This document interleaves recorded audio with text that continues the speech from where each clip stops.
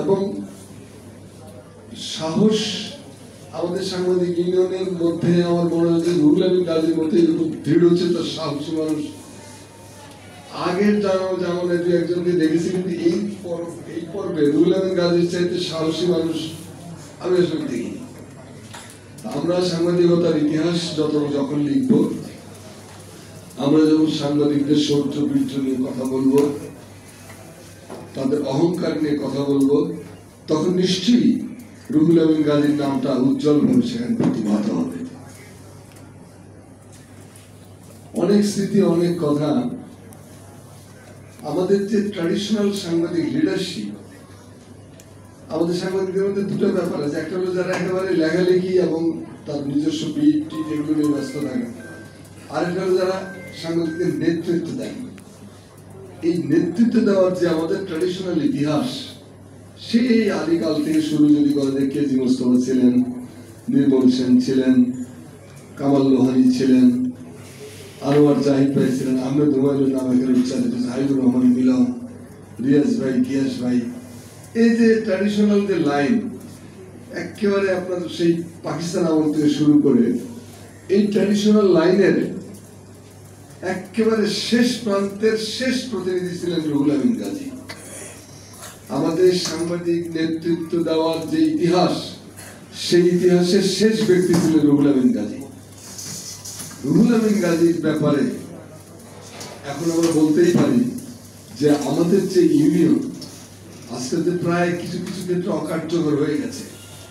আমাদের ইউনিয়নের কাছে যে ভূমিকা আমরা এখন আশা করছি, সেই ভূমিকাতে তারা দিতে পারছে না, বা যেরকম ভাবে তাদেরকে চেয়েছি সেরকম ভাবে তারা দিতে, আমাদের চাওয়াটা, আমাদের প্রত্যাশার পরিপূরণ হচ্ছে না।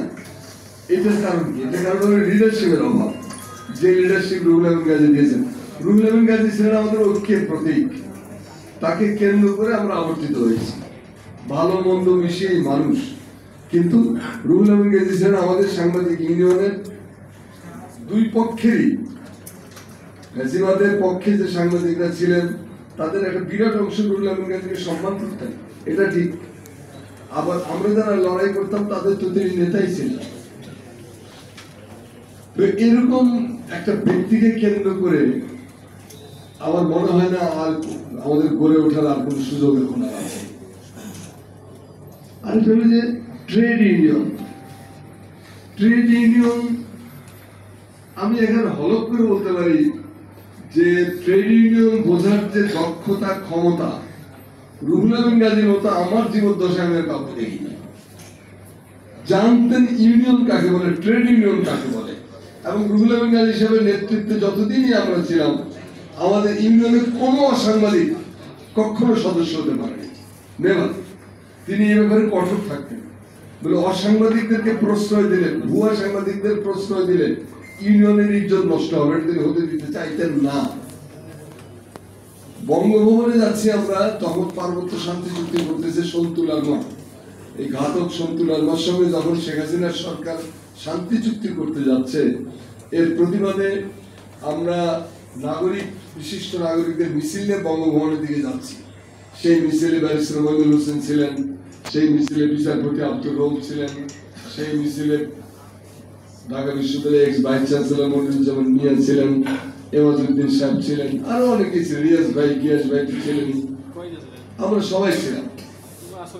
ডিআইটির সামনে, অর্থাৎ যেটা এখন রাজুক ভবন, এইখানে আমাদেরকে থামালেন। এই থামানোর পর আমাদেরকে যেতেও দেবে না, আসতেও দেবে না, মানে আমাদের কোনো কথাও বলতে দেবে না। এই সময় আমাদের তো এরা সব মুরব্বী মানুষ, পুলিশের একজন অফিসার আসেন, সম্ভবত ডিসি এই জাতীয় অফিসার হবে আর কি, ডিউটি কমিশনার।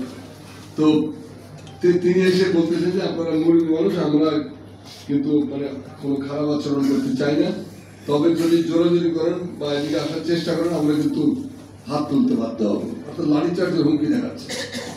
এই শব্দটাকে ধরে রুহুল আমিন গাজী পেছন থেকে সামনে এসে এমন সাটানি দিলেন ওই পুলিশ অফিসারকে, এমন ভাবে আক্রমণ করলেন যে শেষ পর্যন্ত পুলিশ অফিসার হাত জোর করে সারেন্ডার করে মাপ চেয়েছে। শেখ হাসিনার পুলিশ এর চাইতে জঘন্য জিনিস তো পৃথিবীতে ছিল না। সেই জঘন্য পুলিশ মাপ চাচ্ছে, এর নাম হলো লিডারশিপ। এবং সুরসুর করে রাস্তা খুলে দিল। 5 জন 6 জনকে আমরা ভেতরে পাঠালাম, আমাদের যারা মুরব্বী ছিলেন। এই দৃশ্য আমি জীবনে ভুলব না, যে দৃঢ়তা